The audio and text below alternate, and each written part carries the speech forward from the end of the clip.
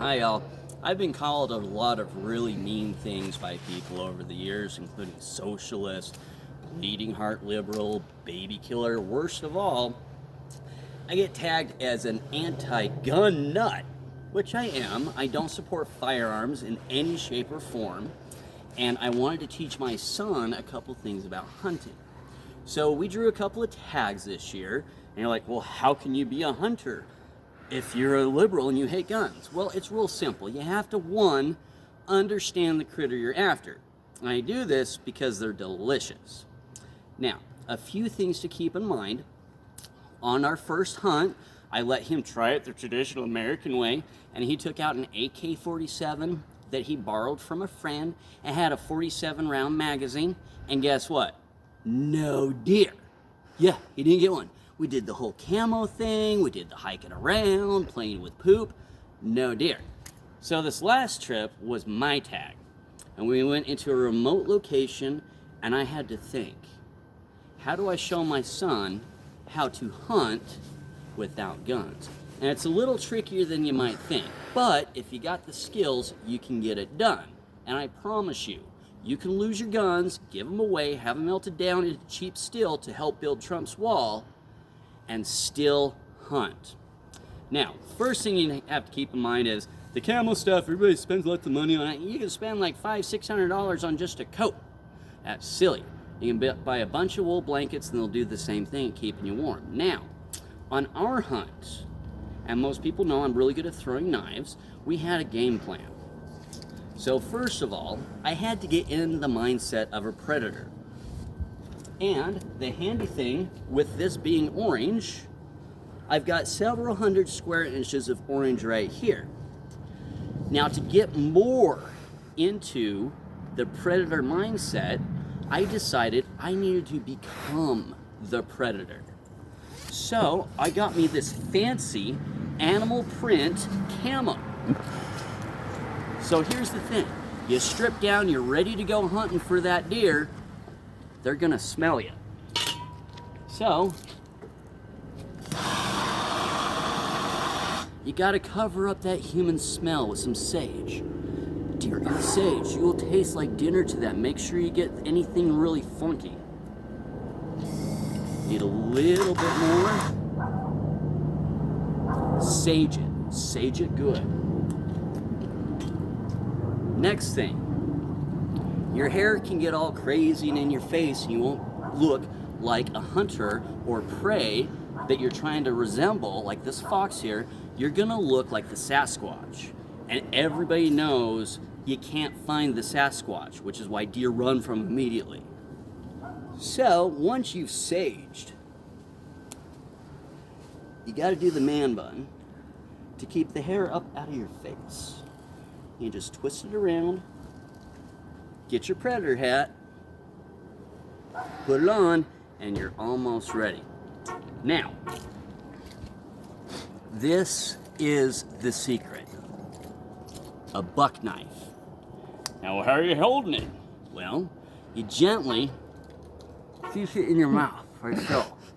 Don't bite down too hard because you might chip a tooth. And you want it loose in your mouth so when you need to, you can grab it fast and shank the deer. Now, if you look, this is a traditional old-fashioned buck knife. This is an animal killing machine. Now, you may not believe me, but it's true. It is a little chilly, but once you're out in that predator mode, those animals will die. So that was game plan one, to stalk it, throw knives, and kill it. If you'll excuse me, I'll put on the jacket. It is a bit chilly. It is deer season. And I don't want my neighbors to see me, so now I'm camouflaged. Okay, so a couple of other things. Okay, well, you want to be environmentally friendly and all this other stuff. Yes, we need to save the environment, but go through it by different avenues. I don't have a super big truck. I got the smallest truck I could find with the small 2.5 liter motor. So it burns less fuel than, say, those 5.0 Mustangs. Environmentally friendly truck. Small motor, better gas mileage, and it works. So, we were down in the Book Cliffs, scouting around, chasing the animals. all saged up and ready to pounce on our prey.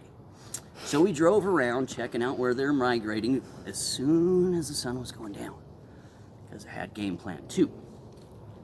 Between my animal killer knife and this eco-friendly truck, I got one of them cool things you saw on all those other big trucks that are all nice and shiny and whatnot, but mine, I found it in a junkyard.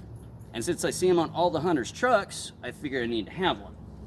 And then also, these lights up here. All the trucks got them lights, so I figured I need that light. I also know something about deer, and I also know the law, and this is where it gets tricky. Spotlighting is illegal, so you can't run around with the spotlight getting them in your headlights and then go after them. But if you have a deer tag and you just so happen to hit a deer with your killing machine, guess what? You put your tag on it and it's legit. So looking at their movements for a couple of days, we were able to identify the perfect time to come down the mountain. And so we weren't spotlighting, we were just driving really fast down the canyon with a lot of lights on. Now, you're saying, that's not gonna happen, that can't happen. Well, in all reality, it did. If you look right here, and right here, sure enough, we used this push bar to push that critter down, and since it was an accidental collision, I jumped out of the door, grabbed the deer, slit its neck, and you probably don't believe me. Well, here's the thing. I like animals. Why do you kill them? They're delicious. However, if you actually want to save the environment, don't join things like the Sierra Club that wastes millions of dollars. I think they had $69 million in assets on their tax returns. However, if you buy hunting gear like knives and lots of knives, there's a Pittman-Robertson Act that taxes all those hunting essentials, and it puts it directly into the wildlife. It's not paying a high CEO, it's paying somebody that's already in the position of the government to take care of the wilderness. They have a little formula that they determine how much goes to what state for what, but that's tax dollars going directly into wildlife preservation. So yeah, we buy our hunting licenses, our fishing licenses, duck stamps, we got a couple of deer tags, so my money is going right where I want it to. That's the most socialist thing I can think of. Find a tax that you like and throw everything you got at it. And you're thinking, this guy's crazy, you can't do that to hunt deer. Well, I did. And the great thing about my particular camo, if a ranger came up, I've got several hundred inches here, a few hundred here, they're not gonna wanna measure it. It worked like a charm. So now if you follow me over here,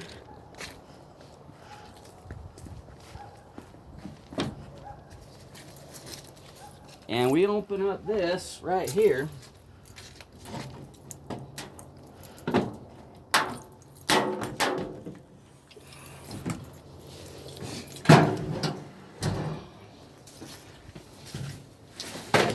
you'll see that I bagged me a nice little deer.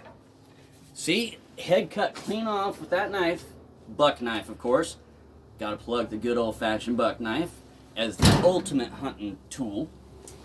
And to teach my son a lesson,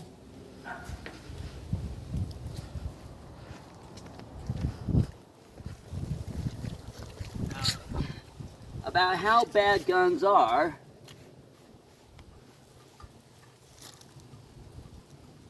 we're gonna cook him up a little bit of tag soup because he wanted to use one of them guns. So we get some water going. Take that unfilled tag, put it in the water, a little bit of S and P, a few fall leaves, and a little bit of Rick's #1 spice. Cook that up for about 10 minutes, and that is a fiber-full dinner. It will be delicious. Now me, on the other hand, I'm gonna be eating backstrap tonight. Yeah, guns don't always get the job done, but when you're a predator, you can. Now, a couple of other things to keep in mind. If you're one of those crazy vegans or animal lovers that would like a beautiful mount of, say, a pheasant or a duck or even a deer in their house because they're beautiful animals and you want to be reminded of their beauty on a daily basis, but the catch is you don't want to kill it. And a great money saver is go to local thrift stores. Oftentimes they have slightly dusty, mounted beautiful birds that you pick up super cheap. You take them home, you dust them off. You can say, hey, look at that beautiful mount. Me, on the other hand, I'm going to be able to skin that skull, cook it for a bit, pull everything out, including the brains, eyeballs, tongue, and whatnot, and then bleach it basically, and then I'm going to have a nice, beautiful skull. And when I die, my family's going to be like, well, cool, he's died. Send this stuff to a thrift store, and that's how that cycle works. So even if you're a vegan but want a beautiful mount, your moral ineptitude to not kill an animal, but you want that desirable bird or deer or whatever in your house, simply go to a thrift store. Somebody else killed it. You're just getting it to pay the employees to run the thrift store, and you get a beautiful critter to put inside your house or apartment or your tiny home or wherever you need to.